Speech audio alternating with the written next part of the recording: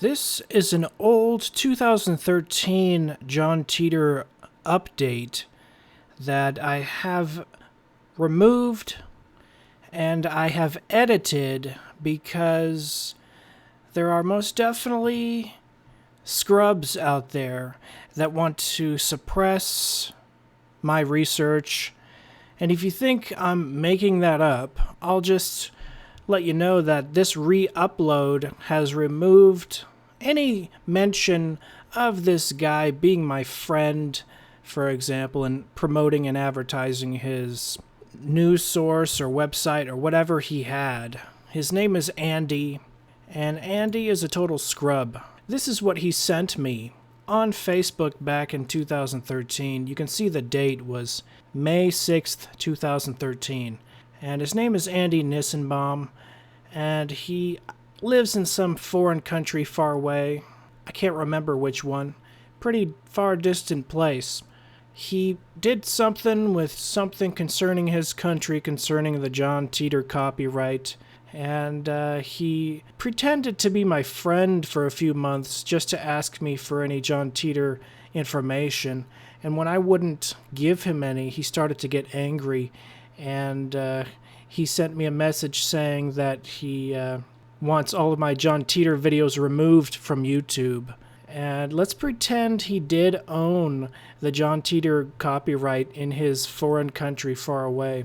He has zero right to harass me on Facebook and request that I remove a news topic. It's a paranormal slash hoax slash just a little tiny news topic, but anyone has the right to talk about that news topic on YouTube, on Facebook, on Twitter, on anywhere they want. They can set up a website and talk about it. You can't suppress the freedom of talking about a news topic unless you're some type of extreme government that suppresses its own people's ability to speak on something. This isn't even a controversial topic. Some guy pretended to be a time traveler back in the late 1990s, the early 2000s, on a forum. It's not a controversial subject. It's not a controversial topic. I've noticed some people are scared of the topic of John Titor. Those people that are scared of it think it's real. It's not real. It's always been a gag and a joke and a spoof and a little troll game. It's always been nothing more than some guy pretending to be a time traveler, period. Case closed, end of the story. I am going to release new information on the identity of John Titor, and it will be my very last John Titor video I ever do. And I've had this information for over 2 years, and I've held on to it because I'm not a fan of Titor. I respect the creativity behind the story, but I just gotta say, I'm tired of the story. I mean, I've started a new gaming channel to show how tired I am, even of anything related to it in any way, shape, or form. So check out my new gaming channel, which might end up being an anti-gaming channel. It might end up being a comedy channel, but it's my old YouTube channel that I started on 6606. youtube.com/Razimus. So check that channel out. But I don't appreciate being harassed and bullied by people and threatened with lawsuits. I'm going to talk about this, whether people want me to or not. But you got to understand, I didn't want to talk about Titor. I didn't want to release this information because I don't care anymore. I don't care. It's not interesting to me. But it's interesting to other people, and they keep tweeting me. I've had at least 1,000 tweets in the past couple years of people asking me this or that concerning Titor. And looking at my Twitter today, I have 20 new tweets concerning the subject. And without further ado, here is the 2013 update. I thank you for watching. A few John Titor episodes are coming soon, but the big final reveal is purposefully scheduled, calculated to be scheduled for a purposeful reason on the very last day of this year, December 31st, 2016. I thank you for watching. This has been John Razimus with Hoax Hunter. Welcome to Hoax Hunter. I'm John Houston. This episode is a John Titor news update. I have so much new information regarding the John Titor story that it was needed to create a separate episode for this update. Concerning the John Titor Foundation P.O. Box, some say it didn't exist. Well, it did exist. Here's the proof to those who are not followers of the John Titor story, because all followers of the story knew about this P.O. Box.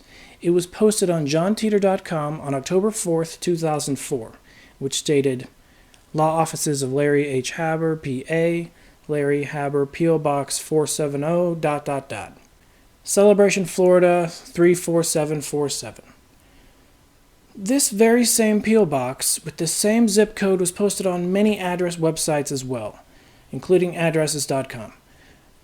And the Kissimmee, Florida address with the same zip code 34747 was posted on many corporate information websites, including corporationwiki.com, which stated the John Titor Foundation, LLC, Kissimmee, Florida 34747. Kissimmee, Florida 34747 and Celebration, Florida 34747. Clearly they're so close to each other that they share the same zip code occasionally or interchangeable. All the post office man needs to know is the zip code, and he knows where it needs to go. As to the current owner of the P.O. Box, it could be owned by anyone at this point, and I would not recommend sending mail to it, and I'm not going to be posting it in this video. The John Titor movie contract. John Titor Story Rights Acquisition Agreement. This agreement memorializes the acquisition by MMX Films, LLC, a New York limited liability company, producer of the life story rights of John Titor, an individual residing in the state of Florida or Nebraska, grantor, and represented by the law offices of Larry H. Haber. Whereas producer wishes to produce and distribute a feature film and documentary tentatively entitled John Titor Project, and related productions, which recount actual events and or fictionalize material regarding web postings and information shared to the public during the period of his natural life, and whereas grantor wishes to grant to producer all rights, title, authority, and permission to produce and distribute John Titor Project and related productions on a one-time basis for a motion picture. It appears as if this contract is securing the movie rights for the John Titor story for $0. I'm no legal expert, but I'm guessing there is a second contract involving a monetary figure. Either way, this contract appears to be from Larry Haber to a movie producer named Michael Kuntz. So I did a IMDb search on Michael Kuntz in 2011, and I didn't find any results concerning a John Titor movie. Well, I just did this same IMDb search yesterday, and I did see that a John Titor movie is in pre-production in the works, dated for 2014. IMDb states the estimated budget for the John Titor movie is $10 million, a big step up from the low-budget 5-minute clip made in 2006 starring Michael Hartson. I wonder who will play the role of John Titor. If I had to choose, I would pick someone like Edward Norton or Matthew McConaughey, but they would probably ask for too many millions. So the budget for the film is a clue as to who will be playing the role of JT. Most likely an unknown actor. As for a lower budget actor, who is still a good actor, I would at least give Michael Hartson an audition. He was the original John Titor from the 2006 video. Even though I have no sway either way, feel free to post your suggestions who you would like to play the role of John Titor in the upcoming John Titor film. In 2007, the trademark for the name John Titor was filed by the John Titor Foundation, and in 2008, it was abandoned. So the trademark, according to the United States Patent and Trademark Office, was up for grabs. In 2011, the trademark for the name John Titor was filed, and in 2012 it was published. Many of you are familiar with JohnTitor.com, owned and maintained by Oliver Williams. It's a popular John Titor news website. I received a message on YouTube from WWE Champ 7 concerning JohnTitor.com and JohnTitorFoundation.com. He mentioned that the IP address was the same and asked me if I knew anything about this. The IP addresses are the same because both sites are registered through GoDaddy.com and both sites use the most common anonymous registration service, domains by proxy. This, in and of itself, is not suspicious, as millions of domain names are registered the exact same way. But this email from WWE Champ 7 caused me to want to double check and see if there was anything I missed. I visited JohnTitorFoundation.com back when he was announced on JohnTitor.com a few years ago and thought nothing of it. It was clearly a side hoax of a hoax. Nothing worth paying much attention to. It was just a site with dates, supposedly to or from John Titor, which hold no significance. But the logo on the site is clearly owned by the official John Titor Foundation. It's the same logo as seen on the mugs and t-shirts and bumper stickers sold on the printing site linked through JohnTitor.com. On JohnTitor.com, Oliver Williams broke the news story about JohnTitorFoundation.com. Here is what he wrote. Weird John Titor website? What does this website mean? An emailer recently sent an address for the JohnTitorFoundation.com. Does anyone have any idea what these numbers and dates mean? I double-checked the registration info of JohnTitor.com and JohnTitorFoundation.com, and I found something new. I found proof that Oliver Williams maintains and owns both JohnTitor.com and JohnTitorFoundation.com. This proof can be seen in the last updated date. Here's the registration information, which is anonymous thanks to domains by proxy. But what is not anonymous is the last updated date. April 11th, 2013. What happens is when you update an email address for your websites, it frequently updates them for all of your domain names. You legally have to keep an updated email address, an updated contact information. We can't see that information thanks to the anonymous protection of domains by proxy, but what we can see is the last updated date. What are the chances that both JohnTitor.com and JohnTitorFoundation.com were both updated on the exact same day? The chances of it being two different people is impossible. Oliver Williams runs, maintains, and owns both JohnTitor.com and JohnTitorFoundation.com. This is the proof. It's concrete proof, and it's a piece of evidence that links Oliver Williams to the official John Titor Foundation. It's understandable that Oliver Williams would make a JohnTitorFoundation.com website. That's how his JohnTitor.com website became successful. He jumped on it and he grabbed it before someone else did. And he saw that it was available, so he got it. But technically it's a tiny little side hoax, Oliver Williams. This evidence can be seen on Who Is Information as of today, Tuesday, April 16th, 2013.